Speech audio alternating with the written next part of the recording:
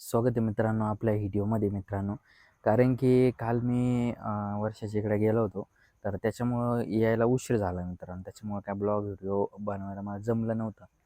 तर मित्रांनो आता संध्याकाळ झाली म्हणजे वळणलाच होतो. कारण की तुम्हाला मी सांगितलं होतं गेलो तर जाऊन आता वळणलाच राहायचं आहे 2-1 दिवस. बघू उद्या किंवा परवा जाणार आहे आपण देवळीला.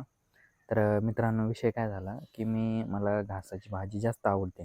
आणि आता येता घेऊन आलो होतो मित्रांनो. बऱ्याच जणांना माहीत असेल घासाची भाजी असते काय. तर मित्रांनो गावाकडे जास्त प्रमाणात खाल्ले जाते. म्हणजे चांगली पण लागते मित्रांनो, टेस्टी लागते. तर मी तेच दाखवणार आहे मित्रांनो, कशी आणलेली आहे आपण फक्त बनवायचं आहे तिला.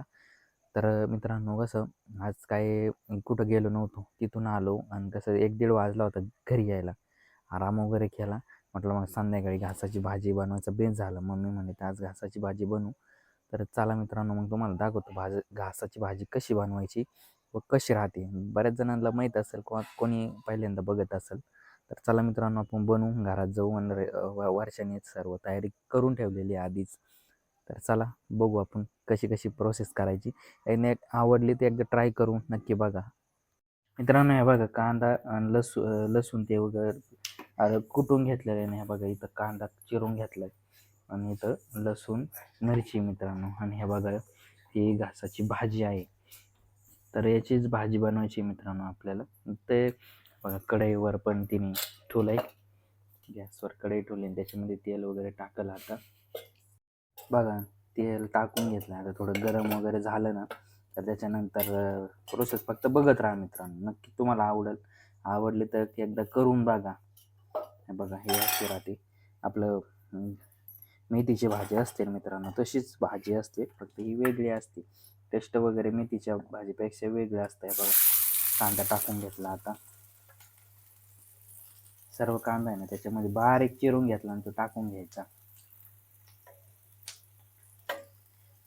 आणि मिरची आणि लसूण आपण ठेसून घेतलेलं आहे ना ते पण त्याच्यामध्ये टाकायचं.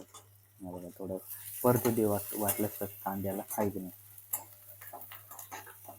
याचा कलर बदलूच तर परतू द्यायचं की याला. हां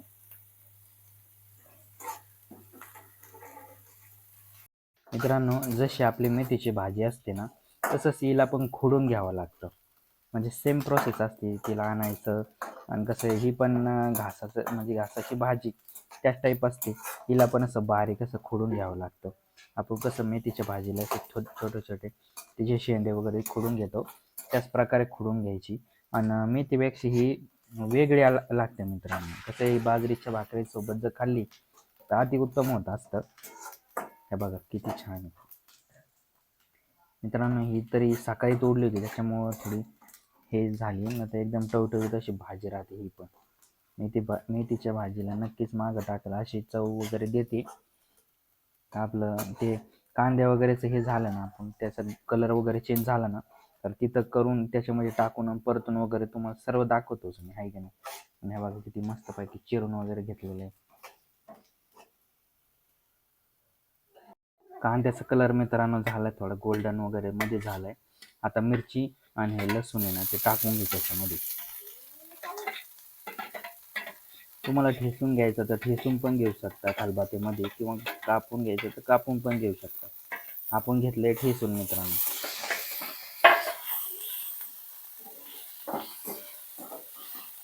मस्त पाहिजे त्याला एकदा फ्राय करून घे मस्त त्याला. आणि आता भाजी टाकून घेतली बघा भाजी टाकते आता वरच्या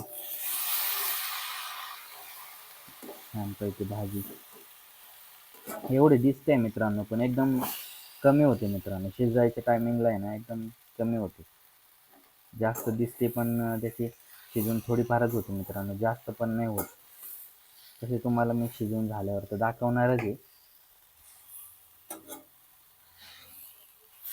छानपैकी टेस्ट व्यवस्थित लागते.